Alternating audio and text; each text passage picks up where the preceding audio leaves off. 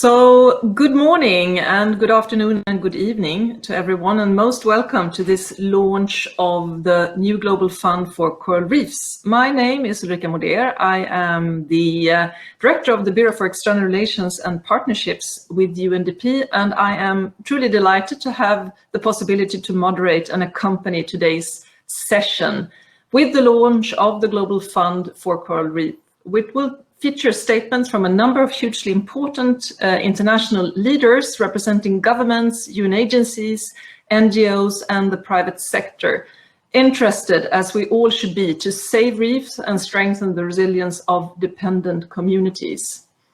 So why are we here today? Well, as we are all painfully aware of, global climate change and localized anthropogenic stressors are driving rapid declines in coral health. And the loss of coral reef ecosystems not only puts at risk one of the richest resources of biodiversity on our planet, but also the security and livelihoods of 500 million people that rely on them. In the face of this urgent crisis, it is time to act. And it's not too late to do so. But as we will learn today, resources for coral reef conservation fall too short of what is needed. So to address this coral reef funding gap, as we call it, a global coalition of partners has developed a blended finance instrument known as the Global Fund for the Coral Reefs, the GFCR. And the idea is that we can together catalyze private sector investments in coral reef conservation and the blue economy. So our objective here today is to introduce to you the fund, explain why it has been established, how it will work, but then of course also to request your full support to help us to capitalize it, to implement it, and accompany us on this exciting journey. Today's event is comprised of 3 sessions with distinguished speakers. The session 1 is a call for action and the value of a public-private partnership and what this can bring. The session 2 is about challenges and opportunities in the COVID-19 context, but also reminding us that this is still the super year for nature. And the session 3 is about developing an investment vision for the blue economy. Please take note that the live chat is available for your questions and interaction with us. And we will start with a short video from the International Coral Reef Initiative about the vibrant wonders of coral reefs and the services that they can provide to us and future generations. So let's start being inspired and look at the possibilities.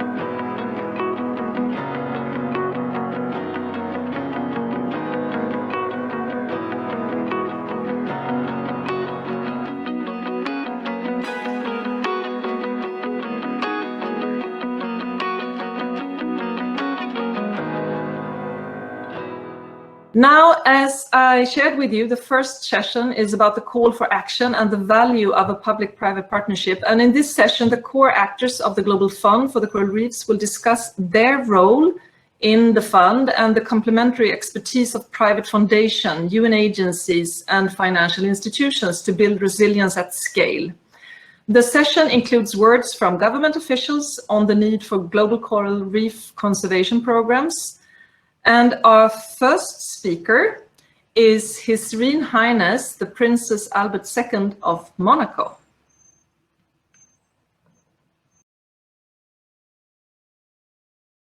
Ladies and gentlemen, dear friends, I'd like to extend my sincere thanks to the organizers of this exchange in which I regret not being able to take part live.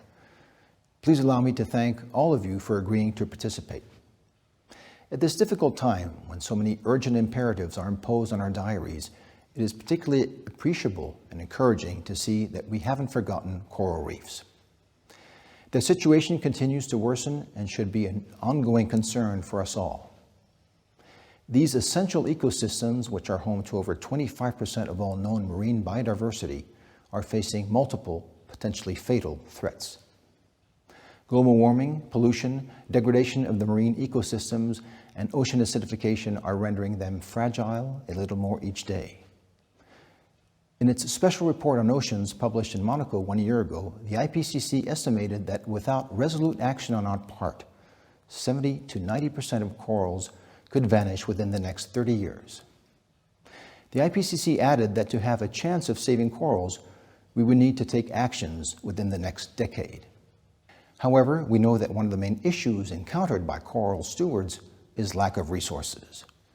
Even though they carry out key ecosystem services, even though they play a pivotal role in the preservation of biodiversity and coastal protection, in particular in the face of the effects of climate change, corals are too often neglected, abandoned, or destroyed. Faced with such a situation, we cannot remain inactive. That is why, together with the Paul G. Allen Family Foundation, my foundation has taken the initiative for the Global Fund for Coral Reefs. I'm delighted to see this excellent project taking shape today, thanks to the commitment of several United Nations agencies and partners from the private sector. I would like to pay special tribute to the UNDP and BNP Paribas teams who enabled this project to make significant strides despite the difficult circumstances in which we currently find ourselves. Your commitment should enable us to take more efficient and more rapid action to protect corals by developing innovative financial mechanisms and promoting their contribution to the economy, both locally and globally, more effectively. However, this action also needs to be completed at other levels. I'm thinking of support for the work carried out by scientists, many of whom are focusing on corals, as is the case at the Monaco Scientific Center. They can help us identify solutions, even new strains, that are resistant to bleaching. That is why we need to support them.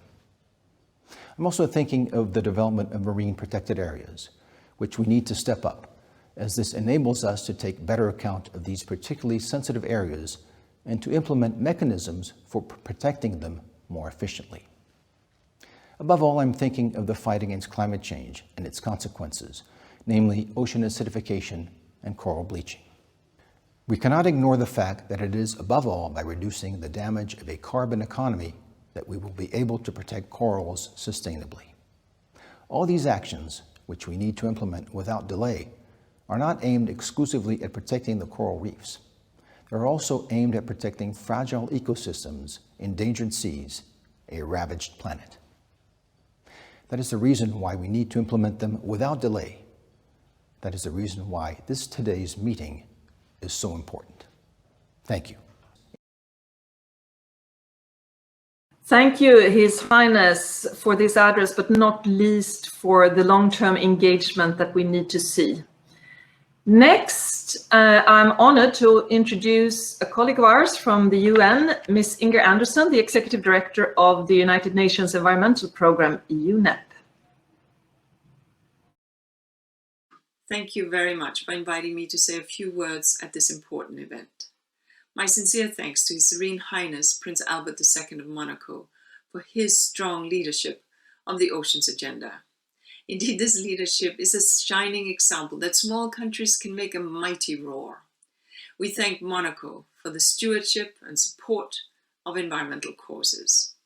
My thanks also to the Prince Albert II Foundation and to the Paul G. Allen Family Foundation and to a host of UN partners for organizing this event. We're here today because one of the Earth's richest sources of biodiversity is under grave threat. Coral reefs are found in more than 100 countries and provide billions of dollars in ecosystem goods and services. But despite the recognition of just how valuable coral reefs are to life, to prosperity, and to the future we want, we've not been able to sufficiently fund the protection of these valuable assets. Too little is invested in coral reef protection. And more importantly, slow climate action is acidifying our waters and warming our oceans and undercutting the very viability of coral reefs. But reefs are critical. They are where fish spawn.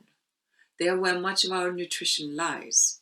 But they are also the host to some of the most magnificent and unique biodiversity. And of course, they provide critical natural infrastructure that protect and buffer us against high storms and seas. Now, all life emerged from the ocean. And so it's very fitting that we are here today to step up for this critical initiative. The Global Fund for Coral Reefs aims to address a critical investment gap. I sincerely hope that together we can narrow this gap. Let us deploy these resources to mobilize more from the private sector, from the finance sector, from the fisheries sector, from the tourism sector, and from the conservation sector. We at UNEP stress the need for the unique and critical contribution of coral reef ecosystems to be recognized and integrated into the post-2020 biodiversity framework.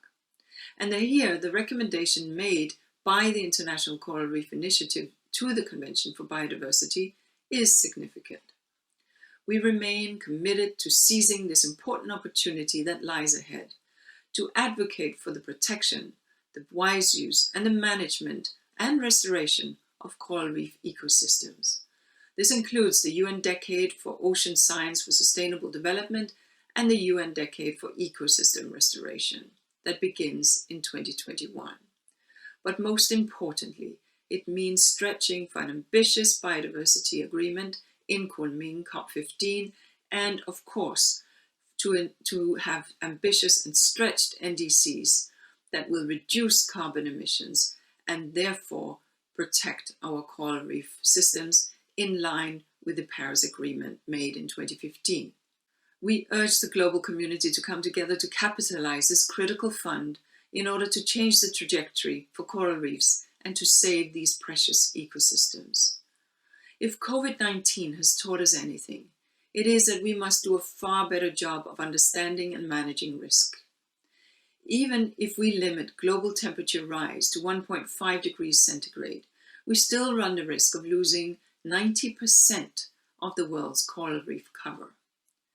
A future without coral reefs is one we cannot begin to imagine. And so together, we must do all we can to prevent this. I look forward to hearing more about the outcomes of this important deliberation, and thank you for your efforts. Thank you so much, Inger, and colleagues with UNEP and the critical contribution that you will play also with regard to the fund. And it is true that we really need, and this is only the beginning of an innovative partnership, bringing together in common global platform, private foundations, UN organizations, global private financial actors, and key member states to see to that we support the ocean and that we have a future where the coral reefs can be that inspiration that we saw in the film clip in the very beginning. Now I'm happy to introduce my close and dear colleague, Mr. Achim Steiner, the Administrator of UNDP. Please go ahead, Achim, and you are with us live. Thank you, Ulrika. I hope you can hear me now. I can hear you and see you. We hear you well. Please go ahead. So let me begin where also Inger began just now, which is to recognize His Serene Highness Prince Albert II of Monaco and the leadership that he has brought for so many years, particularly on issues that relate to marine life. And therefore, it is very fitting to have had him kick off today's launch of the Global Fund for Coral Reefs. And I'm very pleased to join Inger and my colleagues and all those who will speak in the course of this launch to congratulate, first of all, everyone who has been part of shaping this idea, but also the partners who have now joined in giving not just the world an idea, but really to step up and actually make it a reality. Both His Highness and Inger just spoke to the logic, the rationale, the necessity and the imperative of what it is that this Global Fund for Coral Reefs is setting out to do. So let me not preach to the converted about facts that I think we're all familiar with. We are facing a situation that clearly, both in terms of threat and the vitality of life in the oceans, but even human well-being, is so inextricably linked to the health of our coral reefs. And for so many reasons that we're familiar with, the outlook for coral reefs is indeed a bleak one, a bleached one in many parts of the world already, and one that therefore deserves our attention. And I believe that just on the eve of the United Nations General Assembly, also hosting on the 30th of September a UN Biodiversity Summit in the General Assembly, it is important to remind ourselves that biodiversity, in particular life in the oceans, that goal that captured so much of what actually defines life on our planet, needs our attention, not as just an issue, an agenda item, but really as a foundational piece for life on this planet. We're also having this UN Biodiversity Summit, and we are launching this global fund in the midst of a pandemic. And I think it bears reminding ourselves that so much of what is happening right now in the minds of us as individuals, but also collectively in our communities, our parliaments, and here in the United Nations, the place where the world talks to each other about what matters and what comes next. The narrative of building back or building forward better is one that I think speaks to many of the aspirations also of this global fund. And the blue economy being one of those that I think will emerge out of this reflection on what next, as perhaps a more central and a more proactive part of, first of all, how nations work together, but also how we at local and national level take better care. The GCRF, the Global Coral Reef Fund, GFCR, sorry, GCRF is another abbreviation. This is our life in the United Nations. The Global Fund for Coral Reefs is, however, a tool. It is not an end in itself. It is a means to an end. And I think I would like to end by referring to it really as that capacity to invest together. Because that is really touching on one of the fundamentals that so much of the 2030 agenda, the Sustainable Development Goals, depends on. Finance and funding are a way in which we can empower, we can trigger, we can catalyze actions, but we can also reset signals in our economy. This fund is not just about public investment, it is also about attracting private investors, but it is investment not just in the narrow sense of a return on investment, it is a public good that we're investing in, where both private, public, we as citizens individually, but collectively can benefit from this investment. I hope that in UNDP being very much part of the launching partnership with the Paul G. Allen Foundation alongside the Prince Albert II of Monaco Foundation, but also our colleagues in BNP Paribas, in UNEP, in the UN Capital Development Fund, and as investment managers also Mirova and Natixis, we have formed a nucleus that will attract many partners very quickly to an idea whose time is long overdue, but also its ability to prove that this is a viable way of moving forward and investing together truly has come. For UNDP, we remain deeply committed to the success of the fund, embedded in the larger attempt to try and help the world over the next decade to find a way back to meeting the targets and indicators, but above all, the aspiration of the Sustainable Development Goals. Thank you so much. Thank you so much, Achim. And over to you, Midori, leading this important work on behalf of UNDP. Thank you, Ulrika. So I speak to this slide. So coral reef conservation can allow progress for more than 13 SDGs.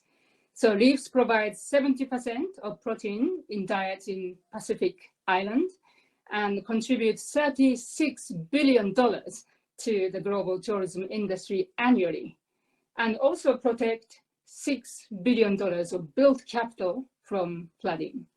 So coral reef provides subsistence and livelihoods for many, many millions of people around the world.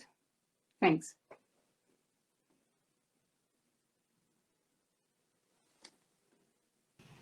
Thank you, Midori. And now I am happy to introduce our next speaker, Mr. Bill Hilf, who is the CIO of Vulcan Inc., representing the Paul G. Allen Family Foundation. And I hope, Bill, that we have you with us. Please go ahead. Yes, can you hear me okay? We can. Please Excellent. go ahead. Well, good morning from Seattle, or at least from my basement in Seattle. It's a true honor to participate today I'd like to thank our partners, UNDP and UNEP, for hosting this great event. And of course, His Serene Highness Prince Albert II for his excellent remarks and collaboration on the Global Fund for Coral Reefs. As you know and have heard, coral reefs are at the front line of climate change, and the livelihoods and food security of almost 1 billion people hang in the balance here. And just yesterday, the Global Biodiversity Outlook 5 reported that coral reefs have shown the most rapid increase in extinction risk of all the biodiversity assessed groups due to climate change and other human pressures. The coral reef crisis has been compounded by a lack of resources for reef conservation and restoration. One recent study found that only 1/100% of climate finance by the major multilateral development banks was dedicated to coral reefs.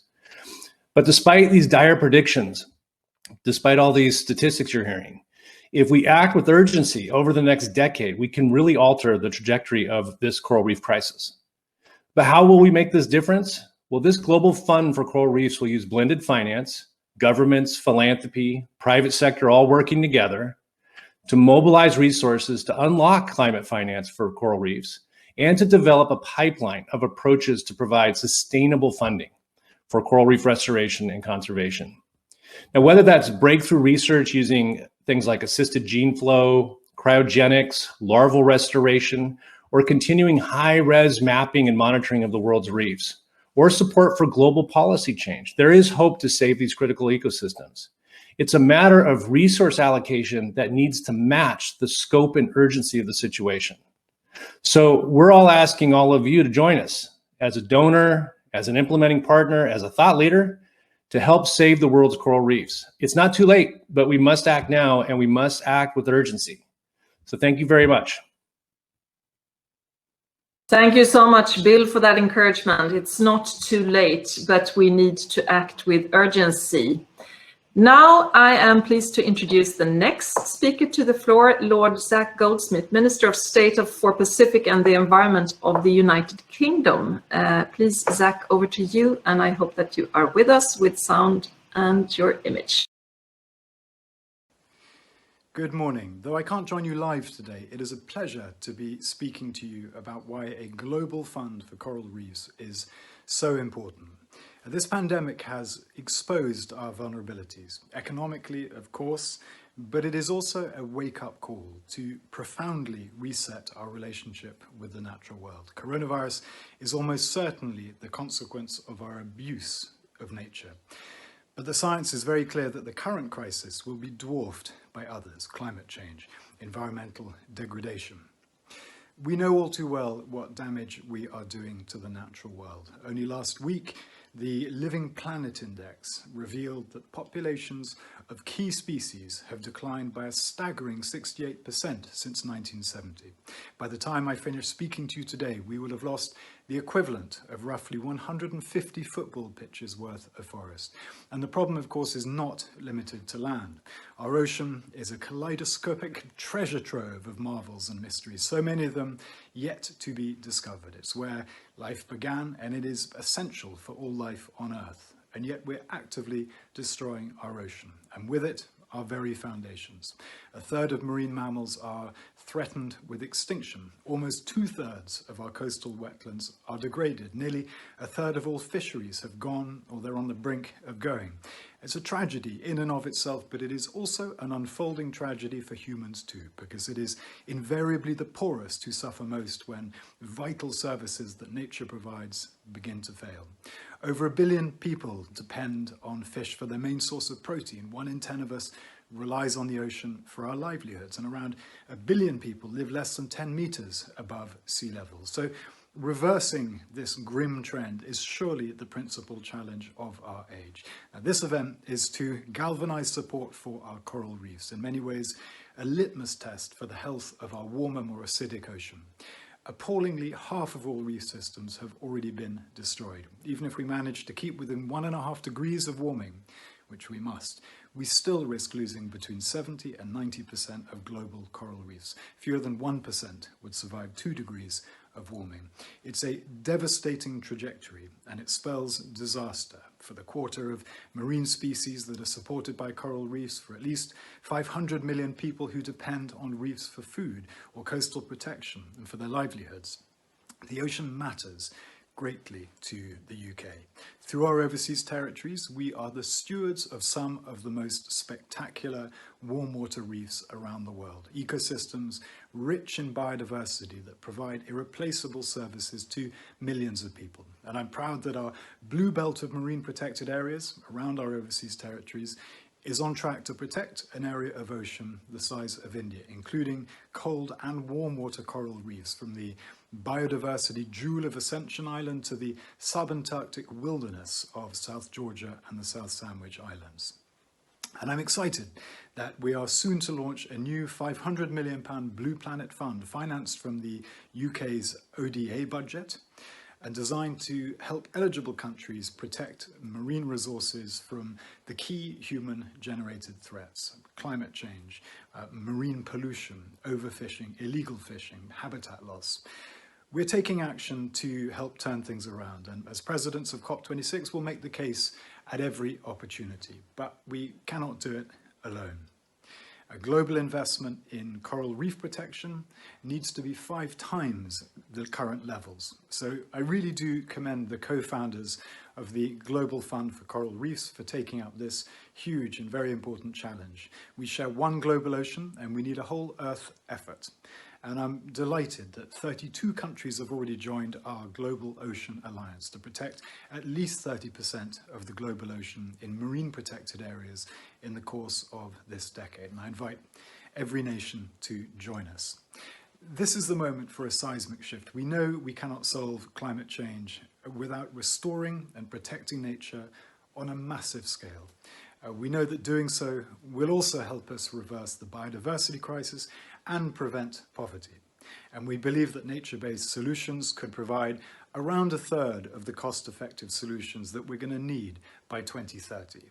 That they attract just 3% of global climate investment makes absolutely no sense. So it's clear that governments everywhere are going to need to step up. And we have an opportunity to do so right now. Every nation faces a choice as we rebuild and renew. Governments around the world have put aside roughly $11 trillion to reboot their economies. How we invest that money will have ramifications for decades to come. And we have a choice. We can choose to lock in decades of environmental destruction and carbon emissions, or we can turn this grim experience to something good. And we can make sustainability and resilience the lens through which we map out our respective recoveries. We have a duty to act now and on behalf of every generation to come. Thank you all so much for what you do. Thank you, Zach Goldsmith, and thank you for the Leadership UK. We look forward to have you accompanying us on this important journey, and thank you for speaking out about the funding gap, but also the important possibilities that we actually find as we come together here today. Now, our next distinguished guest is Mr. Norbert Bartel, who is the Parliamentary State Secretary to the Federal Minister of Economic Cooperation and Development of Germany, another really important country working very closely also with UNEP, and I'm happy to introduce Norbert Bartel, please.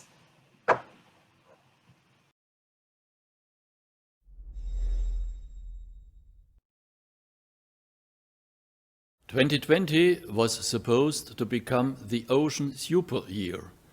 The COVID-19 pandemic is showing us one more time how important it is to protect our vital natural resources.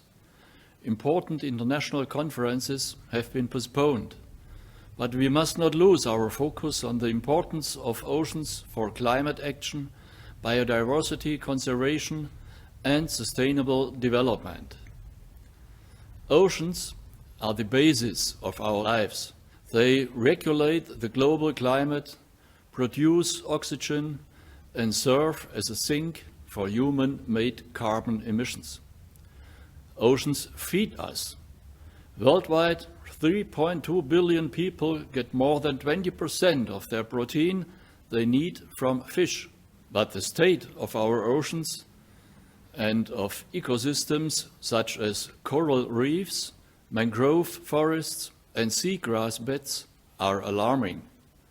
Pollution, overfishing, and climate change are putting pressure on oceans and coasts. Coral reefs suffer because oceans are becoming more acidic and warmer. Over the last 150 years, the stocks of healthy corals have been reduced by half. And if we continue with business as usual, about 70 to 90% of all coral reefs will be lost by 2030. More than 500 million of the world's poorest people are dependent on coral reefs. Many partner countries of the Federal Ministry for Economic Cooperation and Development are islands or coastal nations.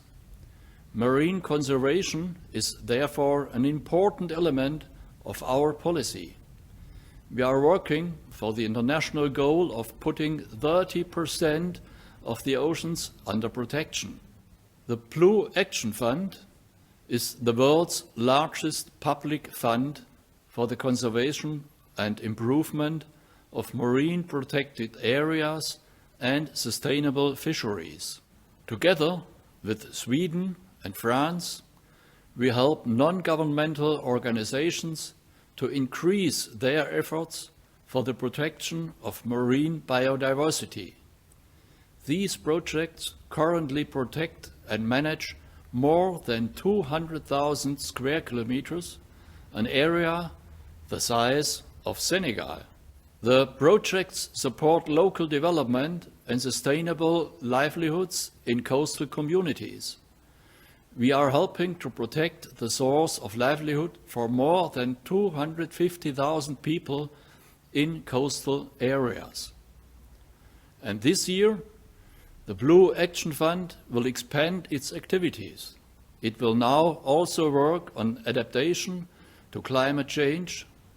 These projects will protect and restore coastal ecosystems such as the mangrove forests, seagrass beds, and coral reefs.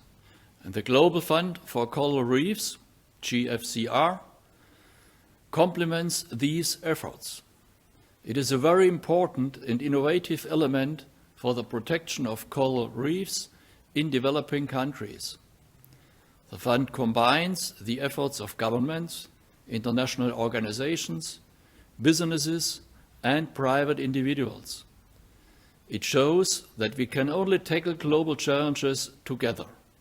The upcoming UN Decade of Ocean Science will be decisive for our planet. We have to make stronger investments than ever before in protecting coral reefs and preserving the source of livelihood of more than 500 million people. And last but not least, Germany will therefore look for ways in which it can support the GFCR.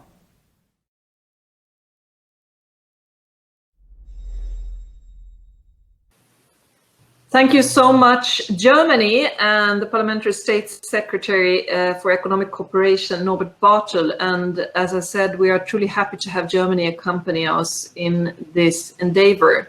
Now, let's have a closer look at the funding gap that you will see on this upcoming slide. Because as we know, the answer is just not to increase financing, but also to provide better structuring and sequencing of the financing.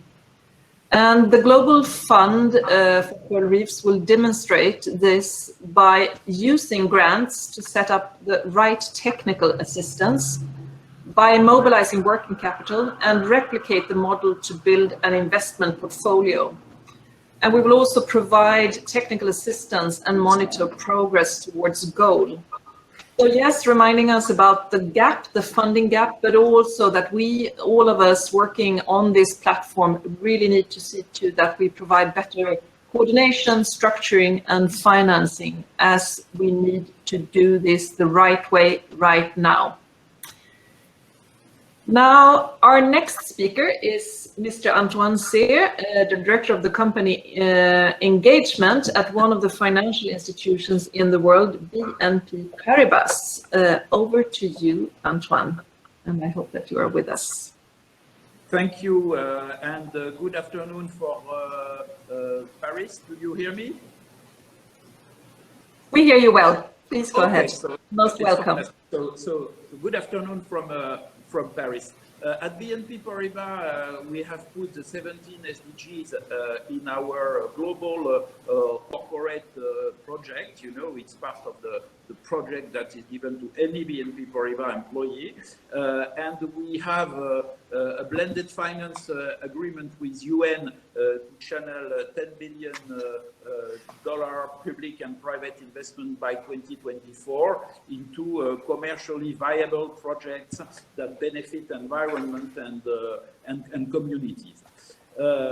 Regarding SDG 14, sustainability and conservation for ocean and marine resources, it is very high in our roadmap since, for example, we have committed 1 billion euros to green shipping, and we have 100 million euros committed to startups in blue and green economy. And what is important is that blue is really part of this, and of course we are working with a lot of organizations that are involved and signed the Poseidon Principles and so on. So it is for us the right momentum. We believe it's a right momentum for a global fund for coral reefs as what I would call a blended finance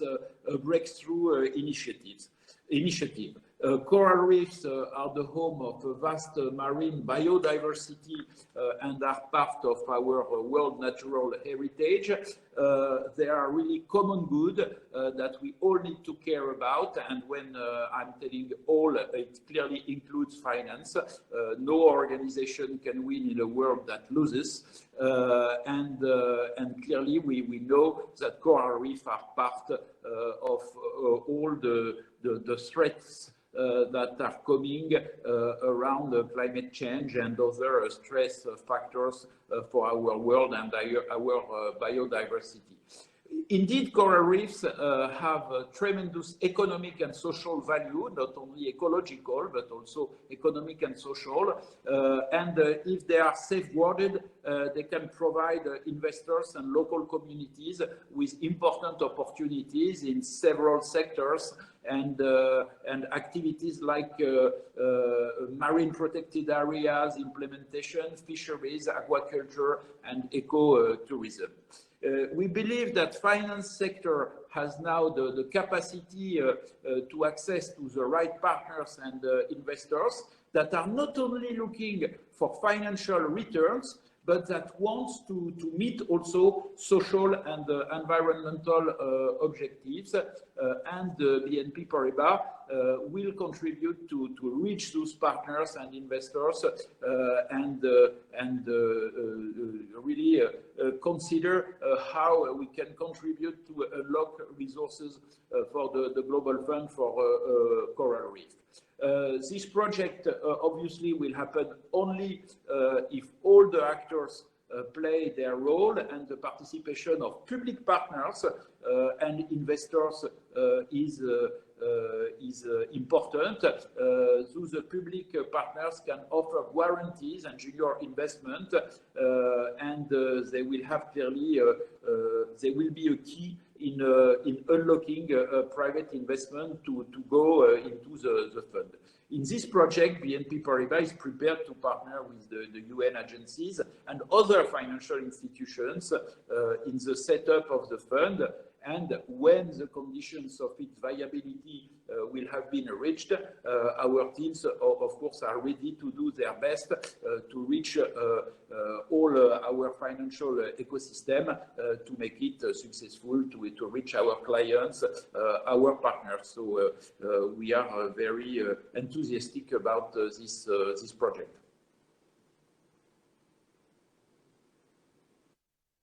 Thank you so much, Antoine, for these inspiring words. And you're right, we see increasing number of impact investors every day, but we need this leadership and we also need words to come into action. So thank you so much for accompanying us on this journey and setting the example in this sense.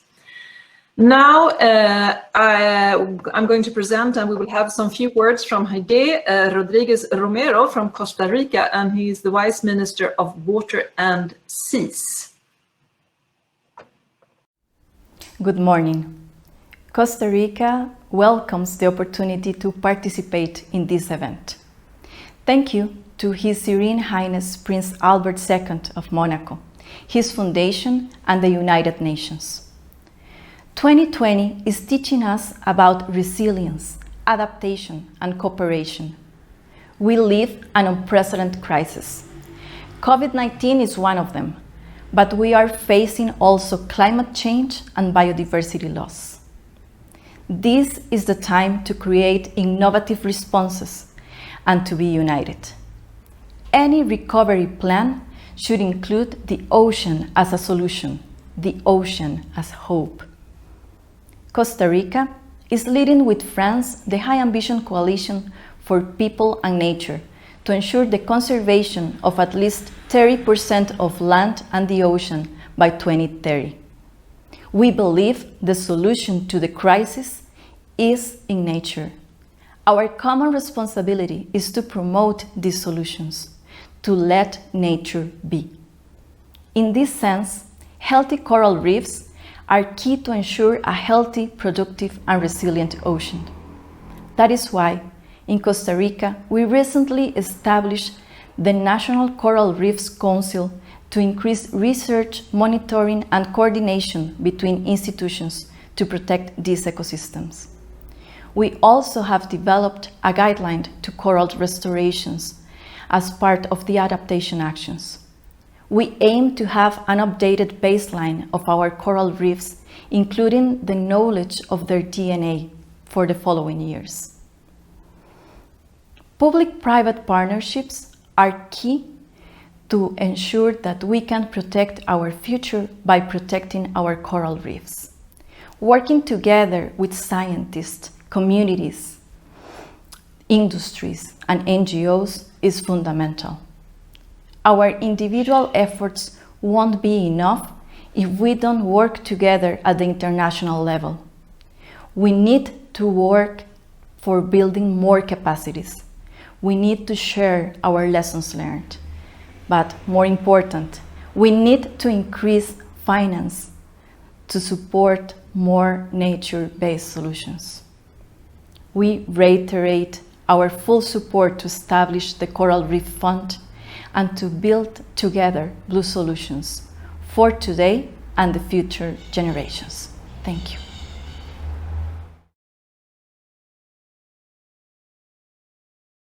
Thank you so much, Heidi, and we count on your full support, as we know Costa Rica always being such a strong leader within this field, and looking forward to continued partnership.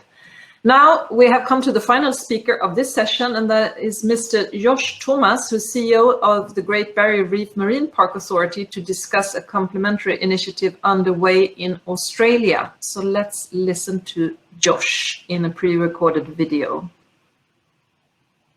Thank you for the opportunity to speak to you today about the Global Fund for Coral Reefs and to the coalition of partners that's made this event possible. I'd like to start by acknowledging the traditional owners of the Great Barrier Reef region and pay my respects to their elders, past, present and emerging. The Great Barrier Reef is one of the best known diverse ecosystems on Earth. It's known for its intrinsic beauty worldwide, but it's also an economic powerhouse for Australia. It contributes some 64,000 jobs here and some $6.4 billion worth of tourism economy. The Great Barrier Reef Marine Park Authority is proud to have been working closely with the Queensland Government for some 40 years in managing this precious estate. In recent years, we have seen climate change impacting negatively on the Great Barrier Reef. Those impacts are felt around the world, in coral reef environments around the world, and the Marine Park Authority continues to call on all partners to reduce global greenhouse gas emissions and alleviate climate pressures on these precious environments. In addition to climate pressures, the Marine Park Authority continues to manage closely other impacts on the Great Barrier Reef, such as illegal fishing, coastal development, predation by crown of thorns starfish and poor water quality. Now, the Australian Government, together with the Queensland Government, has a sophisticated plan in place, the Reef 2050 Long-Term Sustainability Plan. Under this plan, we work with partners, different sectors, different organisations, all with a keen interest in protecting the Great Barrier Reef. Working collaboratively is the only way we are going to address some of these interjurisdictional challenges facing our natural environments. Under the Reef 2050 plan, it's really important to note there's nearly some $500 million been invested for innovation through the Great Barrier Reef Foundation, recognising that we need new, adaptive, innovative approaches to taking on some of these challenges. I'd note that the Global Fund for Coral Reefs also has a public-private philanthropic element to it. I think that's a wonderful sign of the understanding that the global coral reef community has about the need to work together, to collaborate, to share ideas in addressing some of the problems facing our coral reefs. Australia is proud at the moment to be working with Indonesia and Monaco on the International Coral Reef Initiative, a forum through which we can exchange ideas, exchange knowledge, exchange solutions about how to manage coral reefs around the world. The Global Fund for Coral Reefs, I think, is similar, and a real opportunity for not just funding and projects, but for knowledge exchange. We've come so far already, and I really commend it to you. Thank you. Thank you very much, Josh. Now let me introduce you to the fund's theory of change. It targets 4 outcomes. 1, protection of priority coral reef sites and climate refugia. 2, transformation of the livelihoods and economies of coral reef dependent communities and sectors away from degradation. And 3, restoration of coral reefs through new technologies and adaptive approaches. And 4 is recovery of coral reef dependent communities in the face of major shocks such as natural disasters, health crises, and economic shocks. Thank you. Over to you, Ulrika. Thank you, Midori, and thanks to all of you who have been accompanying us in this first session, where you can really see the strong commitment that we have for the Global Fund for Coral Reefs. And you have, with your participation, confirmed that the fund is a game-changing instrument, or at least it can be if we continue to work together. That will actually help us to see to that we can bring back coral reefs from the edge of collapse. We can now dare to reimagine our future with coral reefs rather than without them. So with these words, let's move into the session 2, which is about challenges and opportunities in the COVID-19 context, and reminding us that this is still the super year for nature. 2020 was declared the super year for nature, and it should be the opportunity that we have promised ourselves and future generations to chart a course of slowing climate breakdown and protecting biodiversity over the next decade. And despite the pandemic pushing back major environmental conferences, the fight to save biodiversity and build resilience is even more important as ever. We have an opportunity to build back better, or perhaps, as we say now, build forward better, transform our relationship with nature, not only to save it, but to make our communities stronger. And as I saw one of the participants in the chat function say, think big, think system change, but also let's do system change. Now it's my pleasure to introduce another friend and distinguished speaker of session 2, and His Excellency Peter Thomson, the United Nations Special Envoy for the Ocean, who I had the pleasure to work with as I, from the Swedish member states side at that time, prepared the first Oceans Conference. Over to you, Peter. Ladies and gentlemen, all courtesies observed, and greetings to everyone gathered here with us in the cyberspace. My thanks to the organizers for the opportunity of speaking to you on this vital subject. My hometown in the South Pacific is surrounded on 3 sides by a coral barrier reef. That reef is our true interface with the ocean, and the protection it provides, along with its wide navigable passage, is the very reason our town exists in the first place.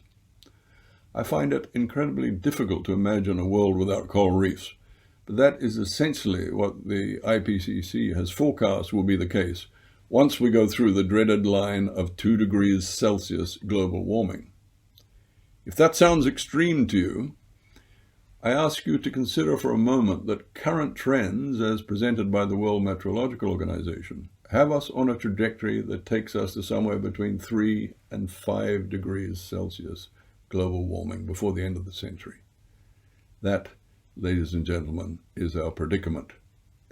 To emphasize, WMO's recently released United in Science 2020 report shows that the climate crisis has not stopped for the COVID-19 pandemic and that our GHG emissions in the atmosphere are at record levels and are continuing to increase.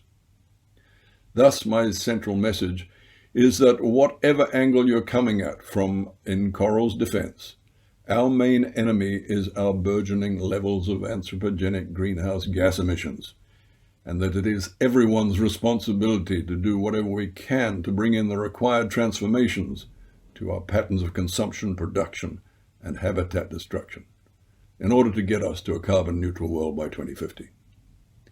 Of course, there are many other measures we can take to mitigate on coral's behalf. Many measures applying the best of science and innovation to build resilience for coral reefs, both locally and at regional and global levels. But these measures will not occur at the scale required without financial support for those at the front lines of research and implementation. And that is why the Global Fund for Coral Reefs is such a vital measure for our times. Ladies and gentlemen, I recently participated in the launch of the OECD's Sustainable Ocean for All report. The report shows that between 2013 and 2018, less than 1% of global official development assistance, ODA, supported sustainable ocean-based economic activities. When you think of the ocean's immense importance to human well-being, and indeed to planetary well-being, I can only describe that as a dereliction. It is well known that of all the SDGs, SDG 14 attracts the least funding. And if I'm asked to categorize that situation, the most charitable words would be short-sighted. A recent report of the high-level panel for a sustainable ocean economy demonstrated that for every dollar invested in select areas of ocean-based economic activities, such as offshore wind for renewable energy or greening of shipping or nature-based solutions, there's a return of $5. I'm sure I don't need to tell you that if you put $1 value on coral reefs for what they give industries like tourism and fishing, and factor in their biodiversity and foreshore and harbor protection values, the economic case for protecting coral is just overwhelming. Ladies and gentlemen, when we gather in Lisbon next year at the Ocean Conference to strengthen our support for the faithful implementation of SDG 14, I'm confident the good works arising from the Global Fund for Coral Reefs will be clearly evident. I urge all in a position now to do so, to provide the fund with the means required for those works to be undertaken without delay, so that we may turn the tide on coral's destruction. And I thank you for your attention to my words. And we, of course, thank Peter Thomson for your leadership in the work of the oceans, and thanking you also for reminding us about the funding gap, mentioning that less than 1% of the SDG budget is allocated to life below water, even though every second breath we take come from the resources below water. Now, it is my pleasure to introduce Her Excellency Louis Michel Young, the Permanent Representative of Belize and Chair of the Alliance of Small Island States. And it was said in the very beginning that small countries can truly make a difference, and you can. So please, over to you.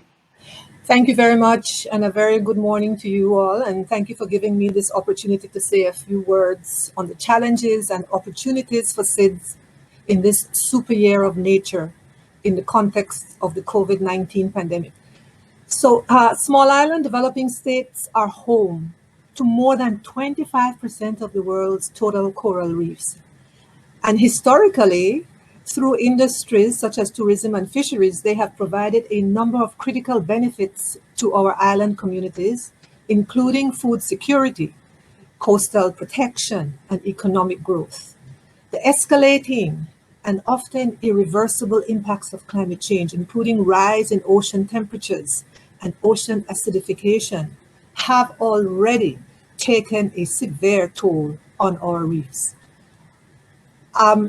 Documented since 1997, marine heat waves have already caused large-scale coral bleaching events, and these are becoming more frequent. The outcome is worldwide reef degradation. Almost all warm water coral reefs are projected to suffer a significant loss of area, resulting in the extinction of important species and changing the composition and diversity of remaining reefs. Even in the best case scenario, recovery can take up to 15 years. And during that time, we have lost the important ecosystem services they provide. Ocean tourism directly supports livelihoods of millions of people around the world, but is particularly integral to SIDS due to our limited economic diversification. For instance, in the Maldives and Palau, coral reef tourism alone contributes to over 40% of the GDP. It is obvious that SIDS have the most to lose due to coral reef degradation, and as a result, we have been strongly committed to sustainable ecosystem management and restoration, even with the limited resources at our disposal. Home to the second largest barrier reef in the world, my country, Belize, like many other SIDS, have illustrated this commitment by designating and implementing vast marine protected areas throughout our countries.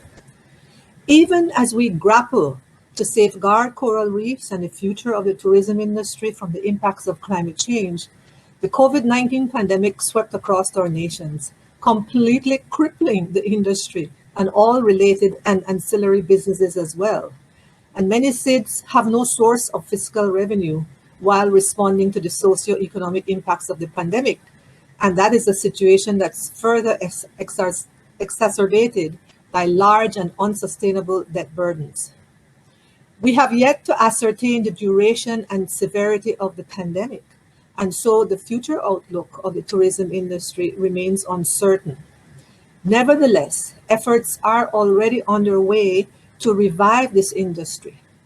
Gingerly and out of necessity, many SIDS have reopened their borders and are providing incentives to boost tourist arrivals. It is a balancing act that is closely monitored.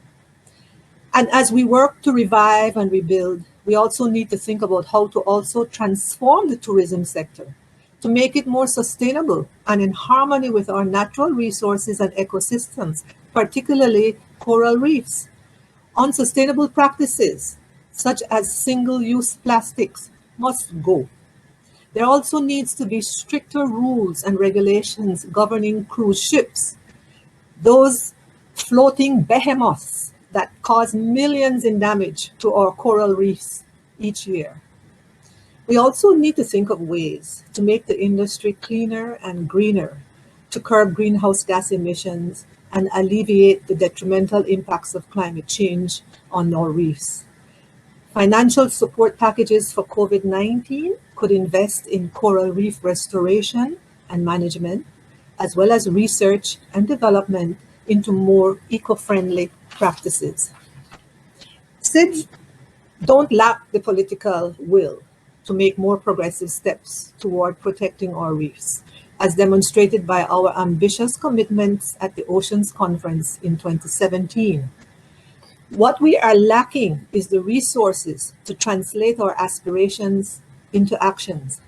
It is in this context that we really do, we welcome the Global Fund for Coral Reefs, which seeks to invest $500 million in coral reef conservation between 2020 and 2030. In addition to restoring, protecting, and researching opportunities for coral reef resilience, it also seeks to empower local communities and enterprises that are reliant on these reefs, enabling transformation towards more sustainable livelihoods. And this is critical for all SIDS. I would like to then take this opportunity to express our sincere gratitude to the Prince Albert II of Monaco Foundation, the Paul G. Allen Family Foundation, BNP Paribas, Myrova Natkis Investment Managers, the UNDP, the UN Environmental Protection Fund, and the UNCDF for launching this timely and important initiative. We also call upon other countries and partner organizations to join in contributing to the fund. As with the scale of destruction that is currently happening, we need ample resources for a swift and commensurate response. So 2020 was envisioned as a super year for nature.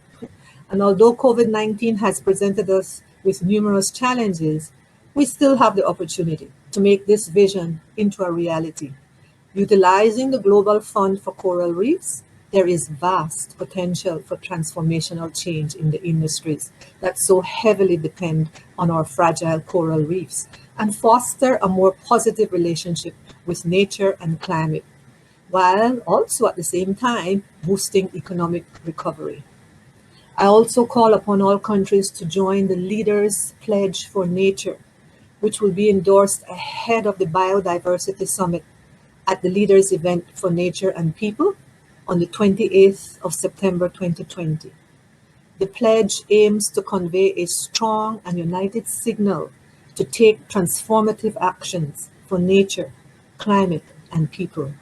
So our actions today will determine the fate of 30% of the world's marine biodiversity and also enable future generations to continue to reap the benefits that coral reefs have to offer.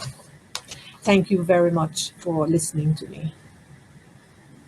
Thank you so much, Ms. Michelle, for bringing us to Belize, but also to the reality of the small island developing, the small island states, and talking about both opportunities and responsibilities. And we will certainly work very closely with you and the leadership that you provide. Now, let me introduce our next speaker, Ms. Elizabeth Mrema, the Acting Executive Secretary of the Convention on Biological Diversity, and as we know, an influential leader on biodiversity. So please, over to you, Elizabeth. His Serene Highness Prince Albert II, Excellencies, distinguished co-panelists, ladies and gentlemen, I first wish to thank the organizers of this event and the founding partners of the Global Fund for Coral Reefs for inviting me to speak alongside such distinguished leaders. It is my great pleasure to highlight the valuable contribution that the Global Fund for Coral Reefs can have for the implementation of the Convention on Biological Diversity. For the past 10 years, efforts under the Convention have focused on achieving the H.S.H biodiversity targets. These time-bound targets were adopted in 2010. We have now reached the 2020 deadline of the H.S.H targets, and the parties to the Convention are now working to develop the post-2020 Global Biodiversity Framework. This framework is set to be adopted at the 15th meeting of the Conference of the Parties to the Convention in 2021 and will contain a new set of global goals and targets to put a world on a path to a sustainable future for the planet. If we hope to right the ship and put the world on a course to a healthy future for the ocean, we must learn from both the successes and failures of the H.S.H targets. Sadly, coral reefs are still in decline globally, and the H.S.H Biodiversity Target 10 focused on addressing the multiple pressures on coral reefs is one of the targets in which we have made the least amount of progress. While protected area coverage increased globally, including for the corals, there has been insufficient action to address the root causes of coral reefs loss. In response to a lack of progress on Target 10, parties to the Convention adopted the priority actions to achieve H.S.H Biodiversity Target 10 for coral reefs and closely associated ecosystems in 2014. These actions aim to support the management of coral reefs as socio-ecological systems and to directly address the drivers of coral reefs loss. Unfortunately, implementation has continued to be lag behind. Coral reefs are often present in some of the poorest and most vulnerable parts of the world, outlining the need for more resources to support on-the-ground action in the post-2020 framework. This is why we at the Secretariat are so encouraged to see the development of this new global fund for coral reefs, which can bring much-needed resources for the implementation of post-2020 framework and which focus on supporting a wide range of actions needed to support coral reefs and address the stressors impacting them. I urge and thank in advance all partners around the world to contribute to this fund as a major tool to support implementation of coral reefs. I likewise urged the Convention parties to make use of this fund as a means to support their work in the future implementation of the post-2020 Global Biodiversity Framework. Efforts like this continue to highlight beacons of hope for a future with a healthy and productive ocean for the benefit of the planet and all of its inhabitants. Thank you.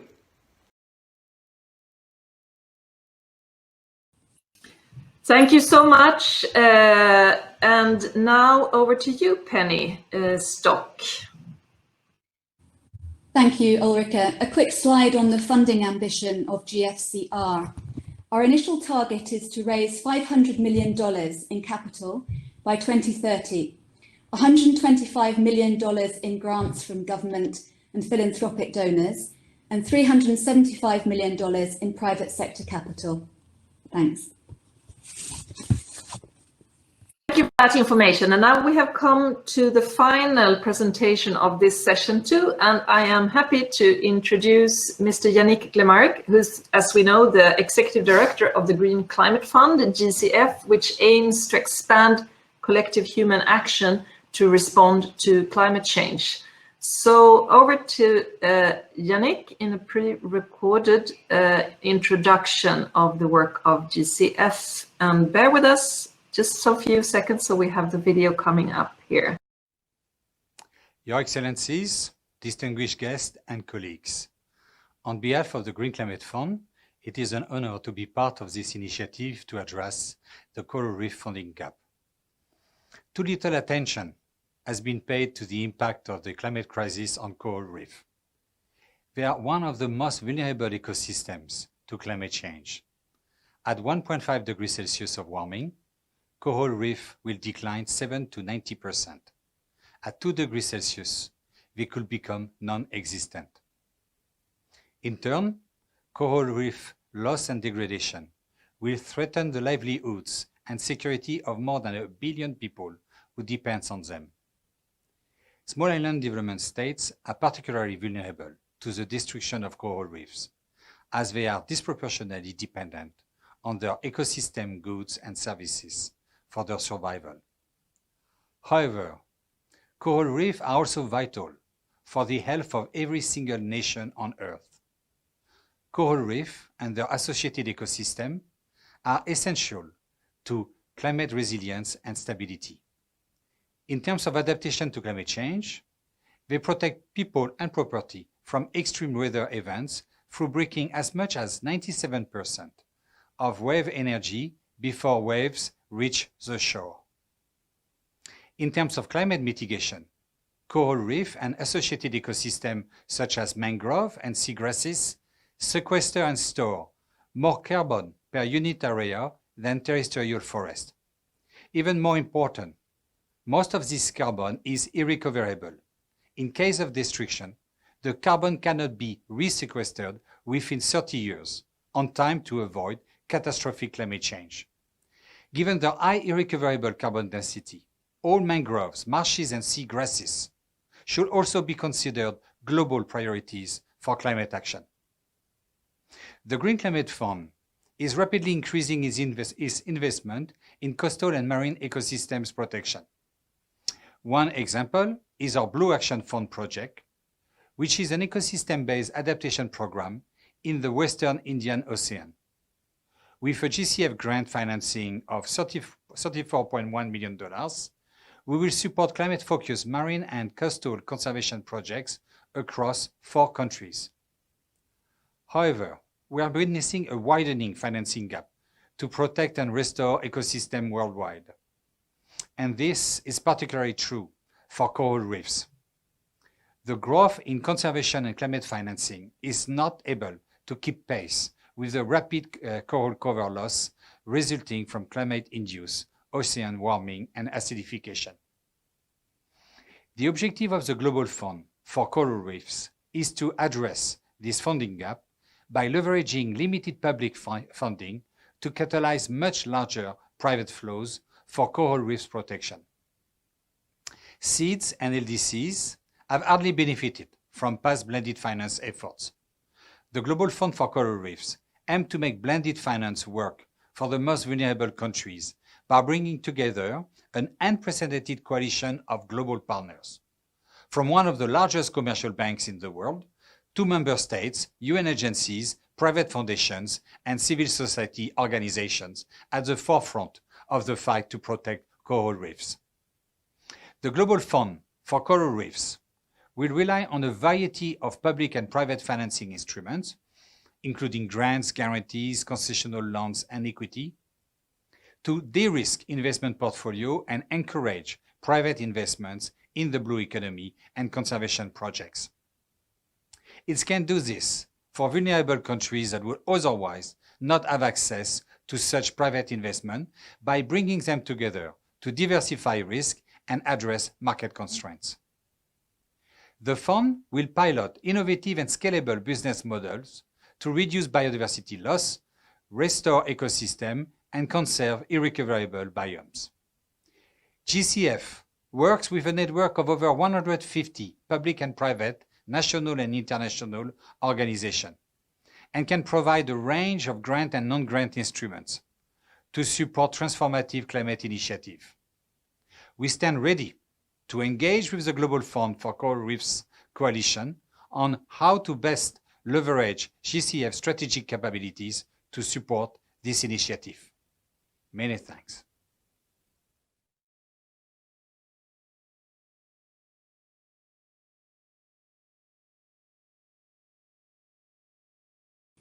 Thank you so much, Executive Director of the Green Climate Fund, Yannick Glemarec. The next slide is about the design of the fund, which is built on blended finance. It's designed as a 10-year, $500 million blended finance vehicle with 2 windows, working under the same theory of change and a common investment plan, which is under development by the Conservation Finance Alliance. The fund will develop blended finance solutions that support the deployment of capital in blue economy markets. It will provide a combination of equity, debt, and grant funding in the right sequence with appropriate levels of de-risking. Thanks.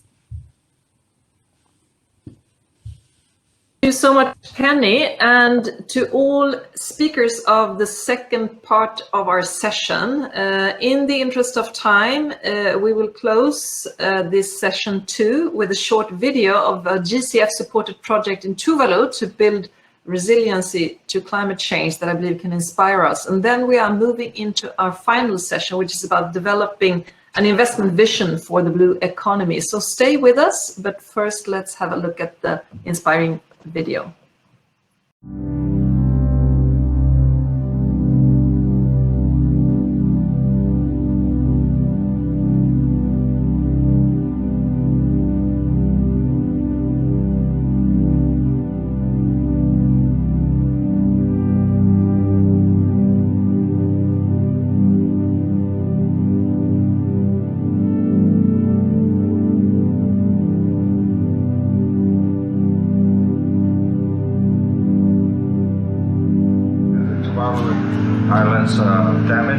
are injured, are suffering from the impacts of climate change.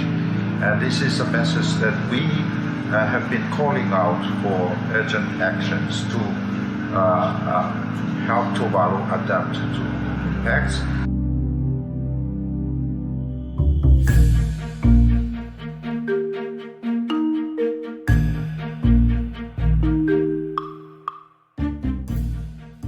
As we look at this project as being very important to a country that wants to preserve its cultural identity and its economic viability, this project also stands to be transformative as the first large-scale project of its kind in the Pacific.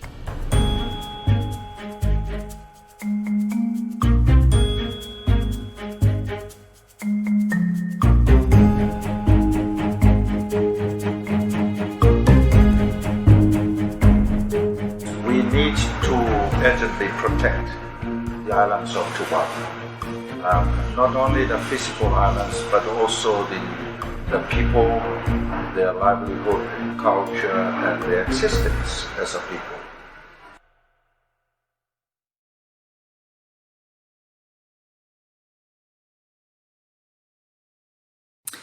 So, in terms of work of GCF, of course, the Global Climate Fund, an important partner to this initiative. And now we are moving into the third and final session. I'm moderating. My name is Ulrika Moder. I'm with UNDP and I have a passion for the oceans. I'm really happy to be able to accompany this hopeful initiative. As I said, our final session is about the investment vision for blue economy. And here our last speakers will discuss blended finance and its potential to develop a pipeline of blue economy projects that can benefit coral reef conservation efforts. And our first speaker in this last but not least session is another dear colleague, Ms. Judith Karl, the Executive Secretary of the United Nations Capital Development Fund, working to make public and private finance work for the world's most vulnerable. So over to you, Judith. Thank you so much, Ulrika. Can I be heard? You can be heard, but yet not seen. Okay. But we hear you well, Judith. Right. Now we can see you as well. Please go ahead, and good to see you. Thank you so much. And we're so proud part of this distinguished coalition of partners for the launch of the Global Fund for Coral Reefs. Just on UNCDF, by way of background, we make public and private finance work for the poor at the household, small enterprise, and local infrastructure levels. We're the only UN entity mandated to focus primarily on the least developed countries, and we also have a unique capital mandate in the UN system, which allows us to use financial instruments like loans and guarantees to financially support small and medium enterprises and local investment projects to attract additional sources of finance, both public and private. For the global community to meet its urgent coral reef conservation ambitions, we need more private resources to be mobilized and invested in sustainable blue economy activities like sustainable tourism and sustainable fisheries. Innovative blended finance vehicles can play a key role, and the Global Fund for Coral Reefs aims to become a critical public-private financing mechanism to help fill this financial gap. It will establish a portfolio of marine conservation businesses that demonstrate business models that are both financially viable and scalable, therefore attracting much needed private finance for conservation. This portfolio approach will boost credibility and spread risks, which we believe will help attract investors to the fund. However, although blended finance in many instances has been able to catalyze significant private investment for sustainable development, there are still few examples of its application for businesses related to coral reefs and marine conservation. There's still limited understanding of viable blue economy business models in the market. Commercial investors perceive risks to be high, and they lack local knowledge and boots on the ground. This is where UNCDF's role in the Global Fund for Coral Reefs comes in. To help identify and de-risk potential investments, we will do the following.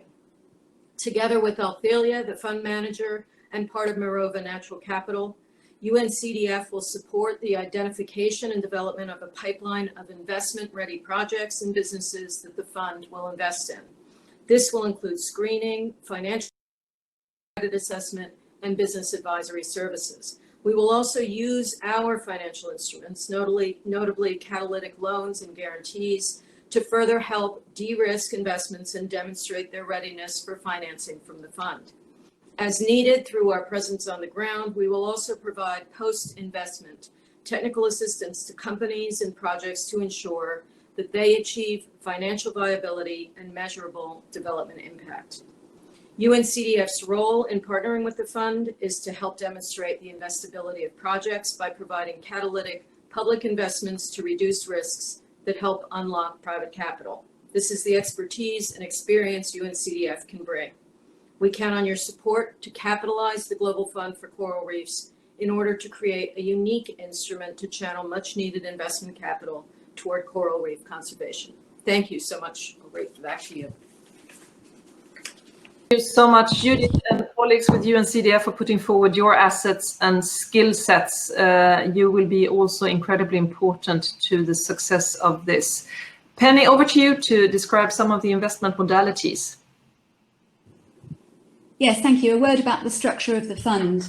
So the fund is a trust fund with two complementary windows. A grant window managed by UN partners for technical assistance, capacity development, monitoring and evaluation, and emergency grants in times of crisis, and an investment window, which is managed by BNP and Althelia.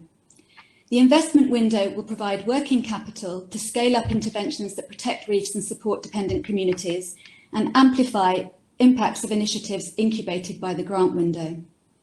Thanks, Ulrika.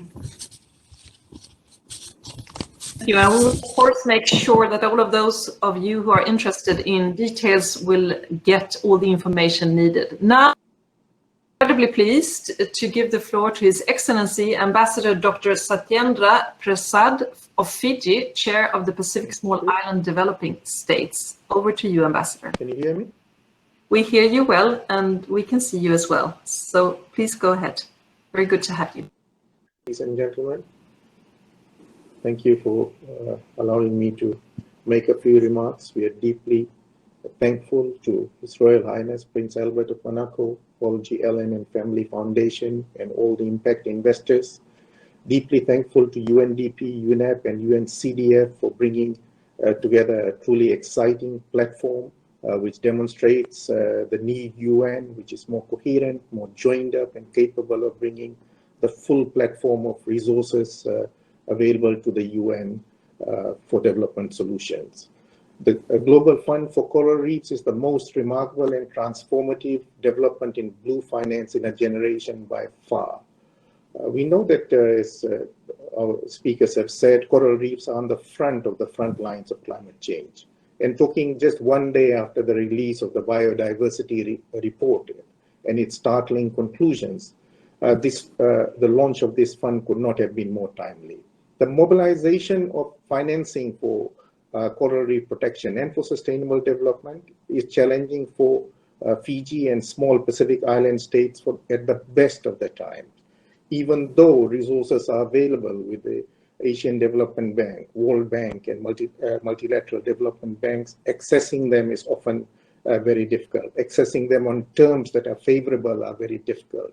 And this fund helps countries like Fiji and Pacific small island states overcome that fundamental hurdle.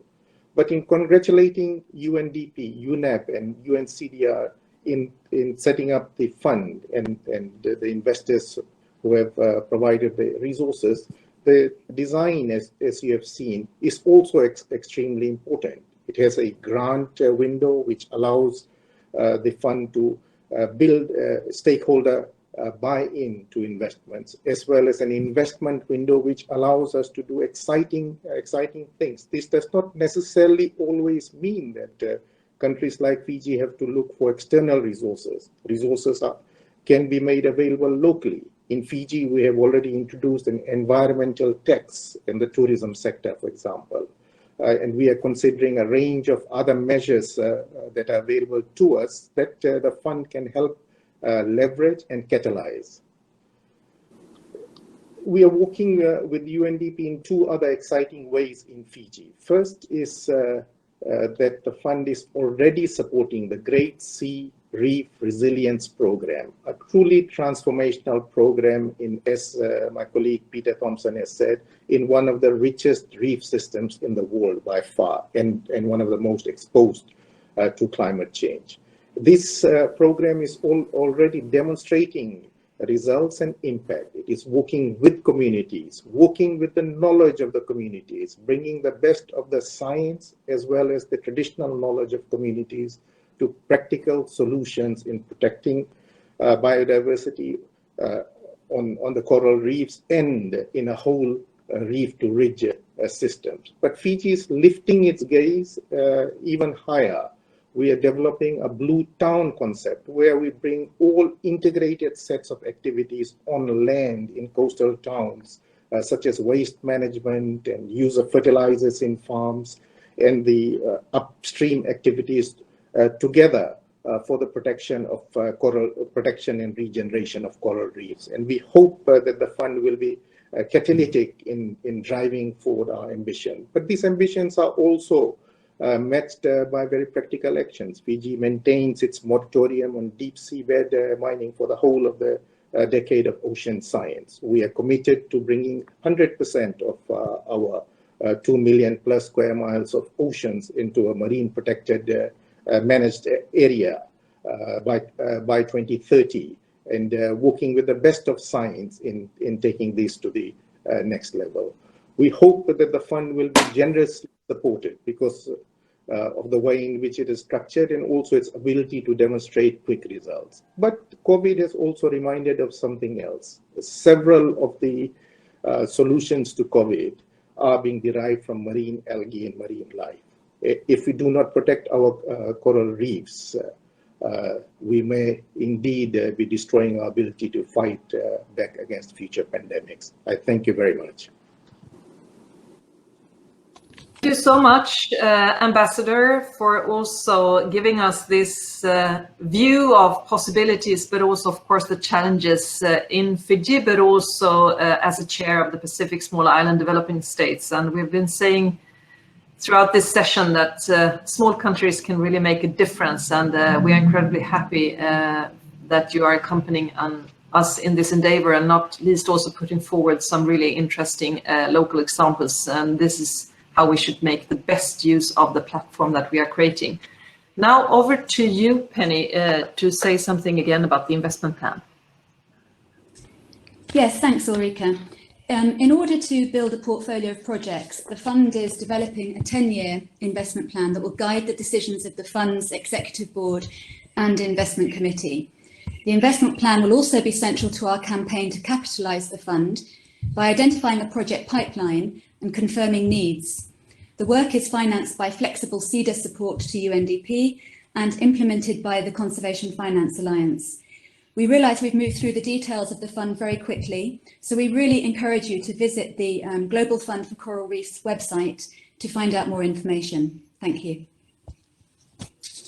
Thank you so much, Penny. And rest assured, we will see to that we share all information needed, and never hesitate to look for any of us to see to that you get the information you need.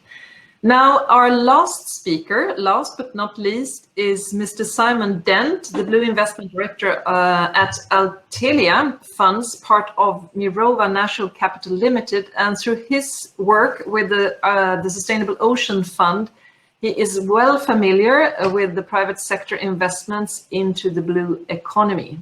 So over to Mr. Simon Dent as our final speaker in this session.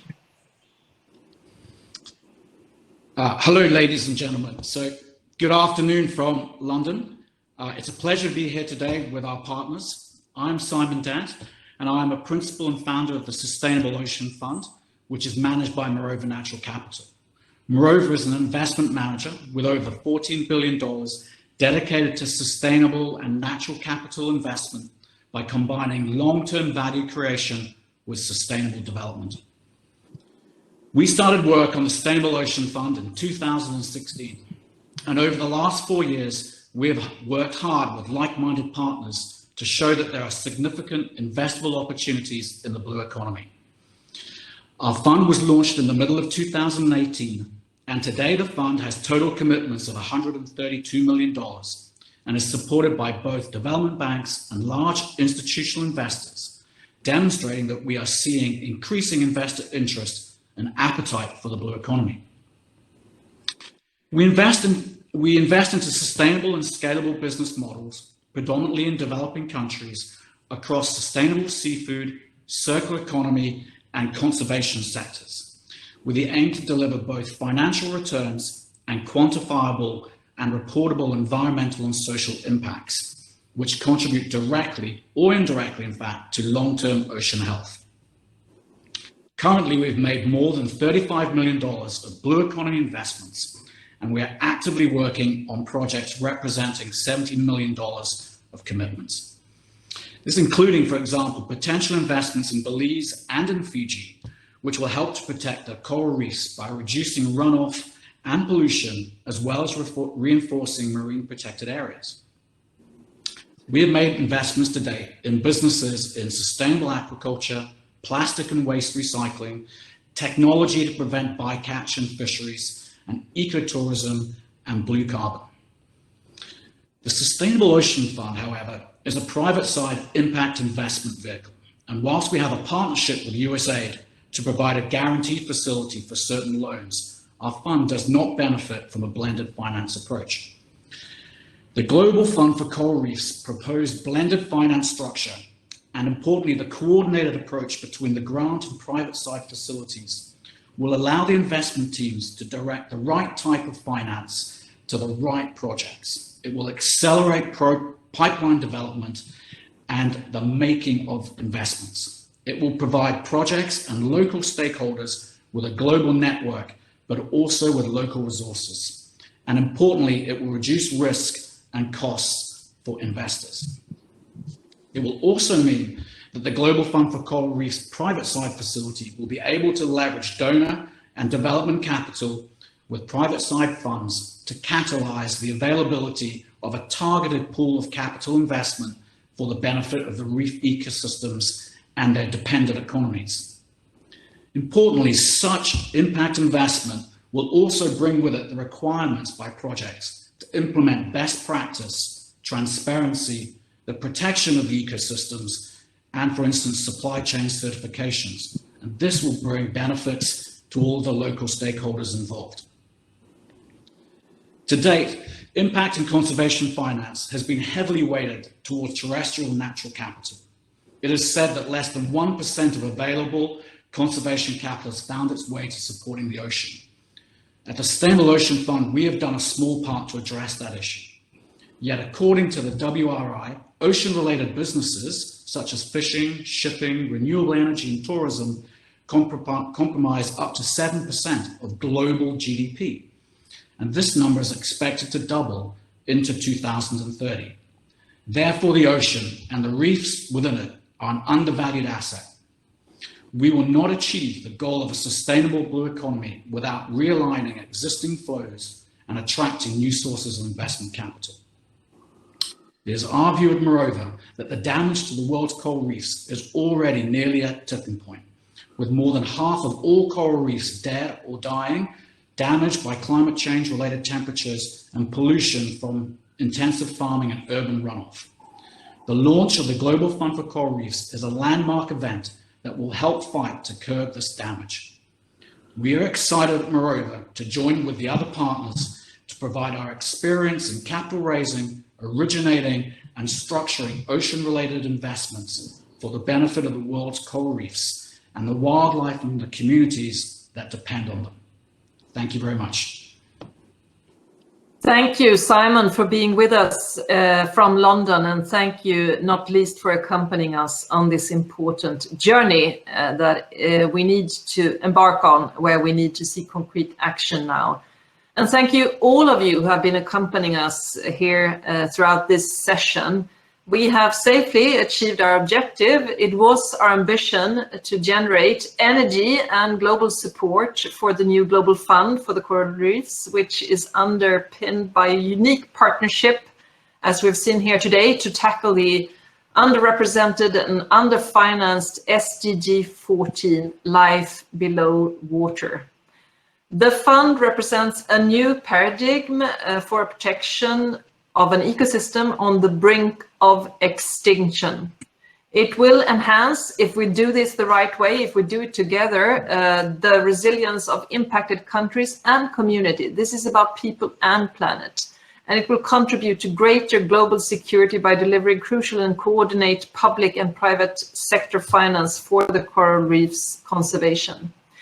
Now, this launch is just the first event of many that will take place during the rest of 2020, even though we really don't know what 2020 will look like in these unprecedented times, and also in 2021. We're only in the beginning of an exciting journey.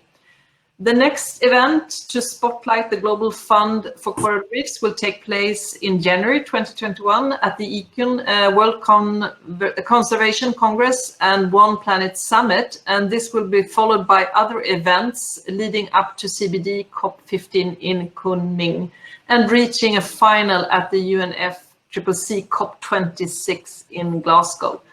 You are warmly invited to join us at all these events, and we really would like to see you accompany us and bring others on board as well. So please, as we will share more information with you, see to that we share that information, because we need partnerships. Goal 17 has never been more important, and I think that this is what we have shown throughout this event. So let's see to that we close the funding gap, that we use all our different assets, all our very best ideas to make change happen, to think big, but also do the structural change needed for people and planet and for our oceans, to see to that we have a future with these blooming, blossoming coral reefs that all of us are so fascinated by and that are so important for our livelihoods. Thank you all for your attention. Thank you, colleagues that have accompanied this. And as we've said, never hesitate to contact us at UNDP or the other agencies also supporting this initiative. Thank you very much, and looking forward to see you again. Bye-bye.